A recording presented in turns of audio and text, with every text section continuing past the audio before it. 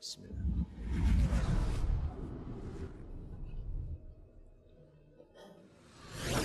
Innal hamdalillah nahmaduhu wa nasta'inuhu wa nastaghfiruhu wa na'udzubillahi min sururi anfusina wa min sayyiati a'malina. Man yahdihillahu fala mudhillalah wa may yudlil fala hadiyalah. Asyhadu an la ilaha illallah wahdahu la syarikalah wa asyhadu anna Muhammadan abduhu wa rasuluh. Allahumma sholli wa sallim wa barik ala sayyidina Muhammadin wa ala ali sayyidina Muhammadin sholawatan wa salaman daiman mutalazimaini illa yaumidin. Amma ba'du. Fa ya ayyuhan nas usikum wa nafsi bitaqwallah faqad fazal muttaqun. Qala Allahu ta'ala fil Qur'anil azim. A'udzubillahi minasyaitonir rajim. Dhuharul fasadu fil barri wal bahri bima kasabat aydin nasi liyuzziqahum ba'dzal ladzi amilu la'allahum yarji'un. Shadaqallahul adzim. Hadirin sidang Jumat yang dirahmati Allah. Segala puji Allah bagi Allah Subhanahu wa taala atas segala karunia dan nikmat yang telah diberikan kepada kita, terutama nikmat iman dan Islam serta kekuatan, salah satunya dengan kesempatan kita melaksanakan ibadah sholat Jumat pada siang hari ini. Sholawat beriringan salam semoga terus tercurah kepada baginda Rasulullah Muhammad sallallahu alaihi wasallam, para sahabat serta pengikutnya hingga akhir zaman. Khatib berwasiat kepada diri sendiri dan hadirin sekalian untuk terus-menerus meningkatkan ketakwaan dengan sekuat tenaga, menjalankan perintah-perintah serta menjauhi sejauh-jauhnya larangan yang digariskan oleh Allah Subhanahu wa taala. Hadirin sidang Jumat yang dirahmati Allah. Tema khutbah Jumat yang akan disampaikan pada siang hari ini dari saya adalah bencana iklim akibat kerusakan oleh manusia. Tahun-tahun belakang ini kita ketahui frekuensi kejadian bencana alam, khususnya bencana-bencana yang terkait dengan iklim atau hidrometeorologi. Antara lain kita mengenal kejadian El Nino dan La Nina. Pada suatu wilayah terjadi bencana alam berupa banjir dan tanah longsor yang diakibatkan oleh curah hujan ekstrim yang tinggi, biasanya terkait dengan kejadian La Nina, dan masih terjadi di beberapa daerah.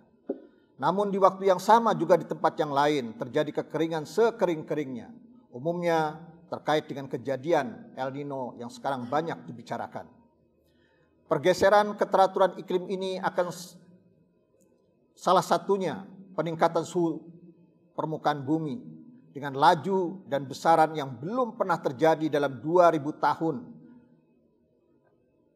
terakhir akibat peningkatan emisi gas-gas rumah kaca di atmosfer bumi kita, utamanya gas karbon dioksida dan metan yang dihasilkan dari berbagai aktivitas manusia antropogenik pasca revolusi industri.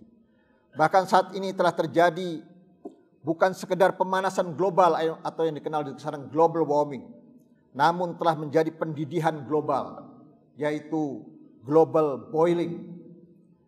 Panel iklim PBB untuk perubahan iklim atau dikenal dengan IPCC menyatakan bahwa dengan kondisi saat ini peningkatan suhu udara 1,5 derajat Celcius mungkin dapat terjadi dalam 2 dekade mendatang.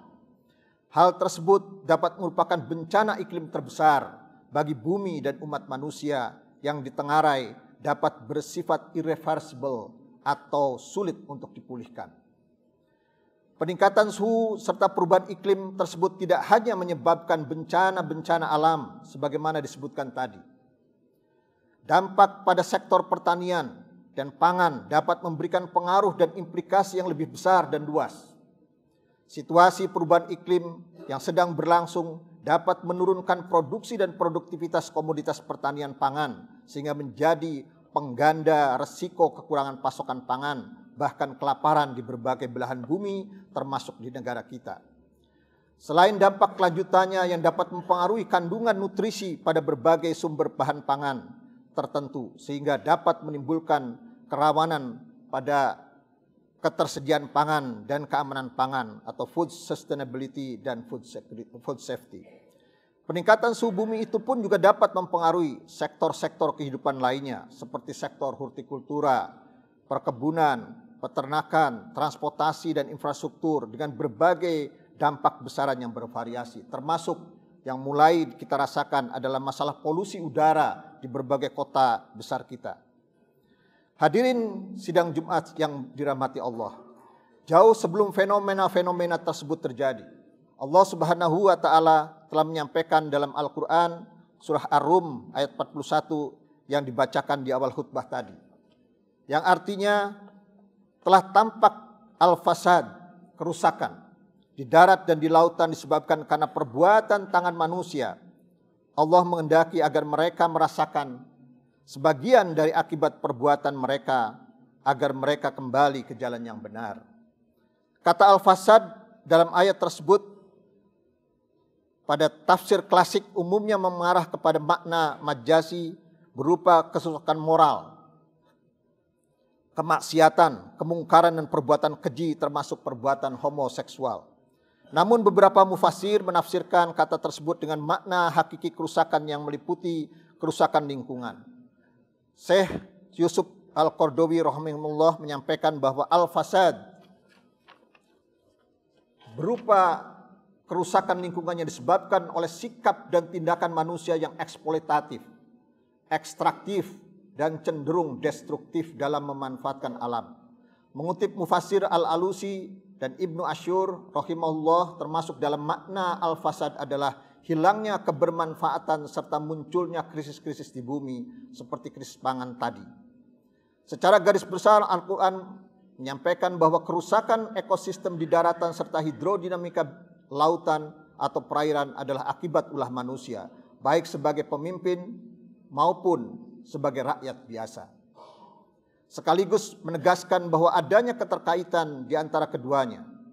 Di akhir ayat tersebut disampaikan bahwa tujuan Allah merupakan sebagian dari akibat perbuatan manusia tersebut adalah agar manusia mendapat pelajaran, kemudian sadar serta berusaha membenahi kembali kerusakan-kerusakan yang terjadi. Semoga kejadian El Nino yang sekarang sedang dibicarakan tidak menimbulkan banyak bencana pada kita. Hadirin sidang Jumat yang dirahmati Allah, peran kita sebagai khalifah di bumi adalah hendaknya kita maknai sebagai tanggung jawab yang besar dalam menjaga dan memelihara alam.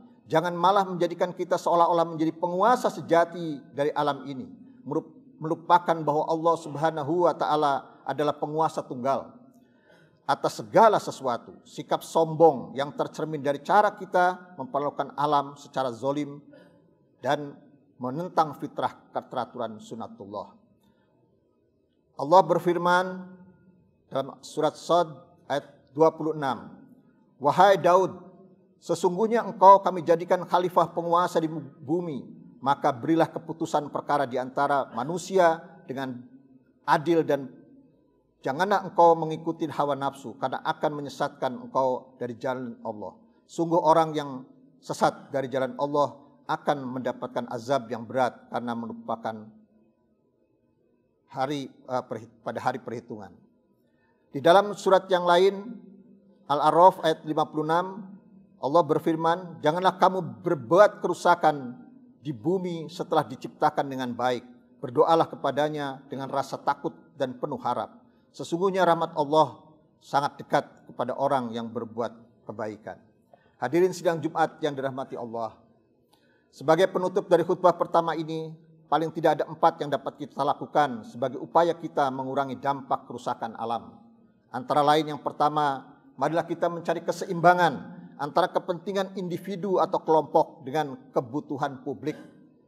Yang paling ini adalah bagaimana contoh konversi hutan yang berlebihan. Yang kedua, menjauhi sikap serakah dan menuruti hawa nafsu dengan cara tidak mengeksploitasi sumber daya alam secara ekstraktif dan dengan semena-mena, bahkan menyalahgunakan peruntukannya atau berbuat zalim. Yang ketiga, tidak mengabaikan perintah seruan Tuhan tentang menjaga lingkungan, senantiasa mentadaburi serta mengamalkan ayat-ayat tersebut. Belajarlah dari alam semesta yang sempurna dengan universitasnya, tetapi dengan keragaman dan saling ketergantungannya. Jika tidak mau belajar dari alam tersebut, maka alam akan memberikan pelajaran pada kita dengan berbagai bencana. Astagfirullah. Yang keempat, melakukan upaya-upaya konservasi dari hal yang terkecil dan terdekat serta sesuai dengan kemampuan kita. Misalnya dengan melakukan penanaman kembali hutan, melakukan kembali reboisasi di beberapa daerah, penanaman pohon dan sebagainya secara seksama dan sistematis. Penanaman hutan bakau mangrove pada daerah-daerah yang sudah terkena abrasi kritis. Pengendalian emisi gas rumah kaca di semua sektor termasuk pengendalian kebakaran hutan, pengendalian pakan ternak hingga pengendalian penggunaan energi di sektor transportasi dan industri. Berikutnya kita bisa lihat pembangunan dan perawatan situ atau embung sebagai penampung air hujan dataran rendah dalam rangka konservasi air hujan untuk berbagai keperluan kehidupan khususnya di waktu kemarau yang sekarang di Tenggara sudah mulai di beberapa tempat karena pengaruh El Nino sudah mulai berlanjut, maupun untuk pengendalian banjir pada musim-musim lain. Pengendalian pembuatan sampah rumah tangga maupun industri secara tersistem dari hulu sampai ke hilir sebagai cerminan perilaku hidup bersih dan sehat. Sejatinya upaya kita dalam menjaga alam raya yang diamanahkan kepada kita sebagai khalifah adalah juga dalam rangka mensyukuri nikmat-nikmat Allah Subhanahu wa taala yang diberikan kepada kita. Satu ekspresi syukur yang tidak berhenti dalam kata-kata lisan tetapi kita wujudkan dalam perbuatan. Barakallahu li wa lakum fil Qur'anil azim wa nafa'ni wa iyyakum bima fihi minal ayati wa zikril hakim. Aqulu qouli hadza wa astaghfirullah li wa lakum wa lisairil muslimina min kulli zambin fastaghfiruhu innahu huwa ghafurur rahim.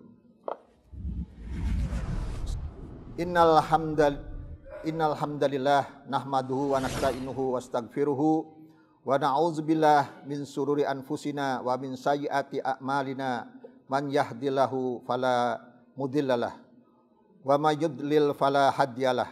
Asyhadu an la ilaha illallah wa asyhadu anna Muhammadan abduhu wa rasuluh. Allahumma sholli wa sallim ala sayidina Muhammadin wa ala alihi wa ashabi wa man tabi'ahum bi ihsani ila yaumidin. Ya ayyuhalladzina amanu taqullaha haqqa tuqatih wa la tamutunna illa wa antum muslimun. Hadirin sidang Jumat yang dirahmati Allah, pada khutbah yang kedua ini khatib sekali lagi mengajak seluruh jamaah sekalian untuk senantiasa menjaga dan meningkatkan ketakwaan kita kepada Allah Subhanahu wa taala dengan sebenar-benarnya takwa, dengan menjauhi larangan Allah sejauh-jauhnya dan menjalankan perintahnya semampu kita. Semoga Allah Subhanahu wa taala memudahkan langkah kita dalam upaya pelestarian lingkungan secara konsisten, secara menyeluruh sebagai bagian menuju peningkatan ketakwaan tersebut. Usikum wa nafsi bitaqallah faqad fazal muttaqun. Innallaha wa malaikatahu yusholluna 'alan nabi. Ya ayyuhalladzina amanu shollu alaihi wa sallimu taslima. Allahumma ighfir lil muslimina wal muslimat wal mu'minina wal mu'minat al ahya'i minhum wal amwat bi rahmatika ya arhamar rahimin. Rabbana hab lana min azwajina wa dzurriyyatina qurrata a'yun waj'alna lil muttaqina imama. Rabbana la tuzigh qulubana ba'da idh hadaitana wa hab lana min ladunka rahmah innaka antal wahhab. Rabbana la tu'akhidna in nasina aw akhtana. Rabbana wa la tahmil alaina isran kama hamaltahu 'alal ladzina min qablina. Rabbana wa la tuhammilna ma la taqata lana bih. Wa'fu anna waghfir lana warhamna anta maulana fansurna 'alal qaumil kafirin. Rabbana atina fid dunya hasanah wa fil akhirati hasanatan wa qina azabannar. Wa sallallahu ala Muhammadin wa sahbihi ajmain. Barakallahu adzim. Ibadallah, innallaha ya'muru bil adli wal ihsani wa ita'izil qurba wa yanha 'anil fahsai wa munkar wal bagh ya'idukum la'allakum tadhakkarun. Fazkurullahal azim yazkurkum waskuruhu ala ni'amihi yazikum wa la zikrallahi akbar. Aqimussalah.